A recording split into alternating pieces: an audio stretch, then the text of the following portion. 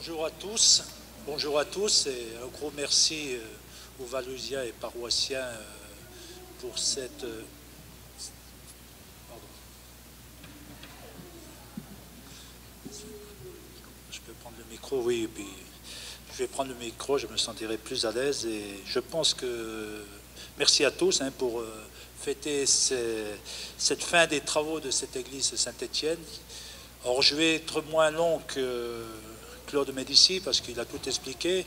J'avais fait un petit papier mais il a tout dit, alors je ne peux pas dire plus. Mais je tiens principalement à remercier Monseigneur Di Falco d'être parmi nous parce que c'est important pour Valouise, son église. Et c'est vrai qu'un village sans église, c'est pas un village et c'est rassembleur. Je voulais également remercier le conseil paroissial pour cette journée, parce que je pense qu'ils ont beaucoup travaillé, on n'est qu'à voir toutes les fleurs. Et un petit merci à Gisèle, Claude et Jérôme, qui se reconnaîtront pourquoi, ils le savent. Eh bien, je vais vous donner que sur ces travaux quelques anecdotes, parce que j'ai préparé un mot, comme je vous l'ai dit, je vais... Surtout le travail qu'on a fait avec l'architecte qui était très intéressant. Il a fallu trouver des fonds, ben, on les a trouvés. Et le rôle de l'association était très très important. Un gros merci. Ce que je voulais dire, c'est qu'on a eu, pour moi et mes adjoints, beaucoup de plaisir à y travailler sur ces réunions de chantier qui avaient lieu toutes les semaines. Et je vais vous citer quelques points forts, notamment avec le Père Foy. Tout le monde a connu le Père Foy. Et c'est vrai que ce Père Foy a passé des heures à déclouter cette vieille charpente pour ramasser les clous. Je crois qu'il a récolté plus de 80 kilos de clous en cuivre, alors qu'il se faisait plaisir à distribuer un par un à ses paroissiens. Et surtout que le Père Foy, c'était comme ça, c'était pas autrement. Un jour, on a vu à 11 h du soir des gamins dans le clocher. Et vous savez qui les accompagnait? Le Père Foy.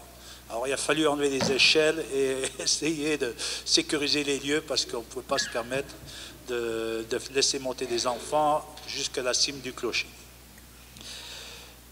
Sur les ardoises, alors là ça a été un gros débat parce que les Valousiens avaient l'habitude à ces ardoises qui étaient de mauvaise qualité, que ça faisait que 25 ans qu'elles étaient sur le toit et tout le monde voulait des bacs, tout le monde voulait... donner de son avis, un petit mot pour dire il faut des ardoises ou des bacs. Et c'est vrai que les ardoises nous ont été imposées par la DRAC, sinon on n'avait pas de subvention. Et c'est vrai que ces ardoises, elles viennent du Canada. Et c'est vrai qu'on a eu quelques problèmes le début de la première année parce qu'il y en a beaucoup qui retombaient.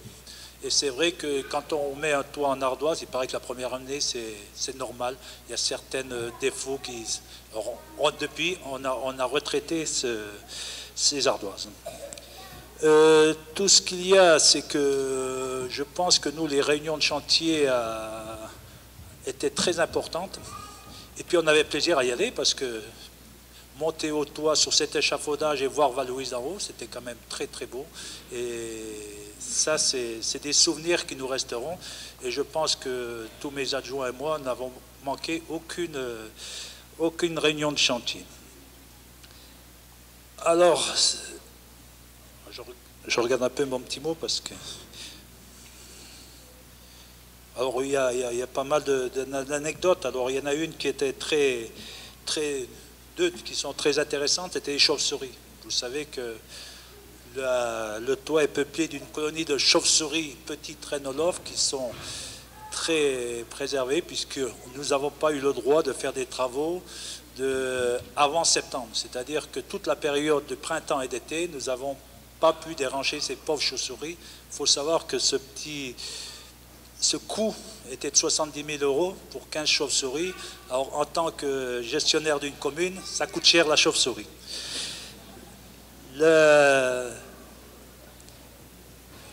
C'est vrai aussi, une anecdote aussi, c'est quand on a voulu déplacer Saint-Étienne, parce que vous avez vu sur le devant de l'église, il y a Saint-Étienne avec des grandes jambes. Alors, quelles étaient ces grandes jambes? Alors, on sait maintenant que ces grandes jambes, c'était un Saint-Christophe. Et nous, en tant que commune, on voulait laisser le Saint-Christophe, restaurer Saint-Christophe qui est en dessous et remettre le Saint-Étienne un peu à côté. Mais on s'est aperçu que l'état du Saint-Christophe était tellement dégradé qu'on a laissé comme il était ce Saint-Étienne avec ses grandes jambes. C'est pour ça que vous voyez ce Saint-Étienne avec ses grandes jambes. Faut savoir, on a eu des professionnels de qualité pour faire ces travaux, notamment l'architecte qui a été exemplaire. Et je peux vous dire qu'il nous a fait une conférence que tout le monde a écoutée l'été passé.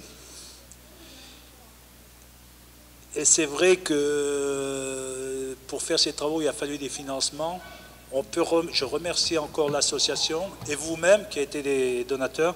C'est pourquoi qu'on a voulu faire cette manifestation l'été, parce que nous en avons fait une ce printemps avec les partenaires, parce que nous avions comme partenaire le Crédit Agricole, la DRAC, les fonds de Joël Giraud, et c'est vrai qu'on a eu une petite manifestation pour les remercier. Monseigneur, c'est toujours avec grand plaisir qu'on se rencontre. La dernière fois, c'était autour d'une saucisse de chou. Je pense que vous en resterez un peu des souvenirs. Je ne vous dirai pas. Et c'est vrai que c'est votre deuxième visite. La première, c'était pour l'installation des deux prêtres. Je pense que c'est avec grand plaisir que nous travaillons avec Victorien et Jean Lisée.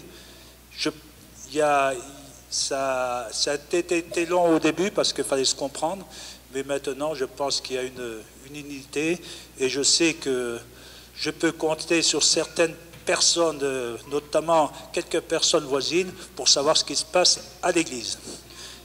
Vous saurez de qui je parle.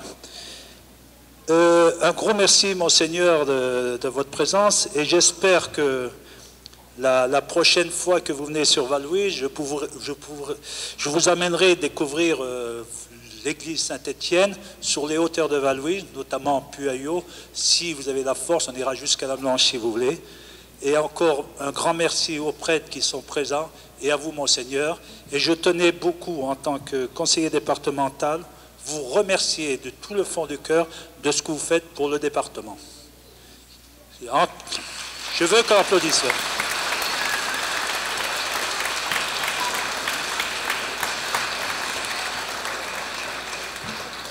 Pour cette promotion de ce petit département qui en a beaucoup besoin, surtout en ce moment avec ce qui se passe sur le Chambon.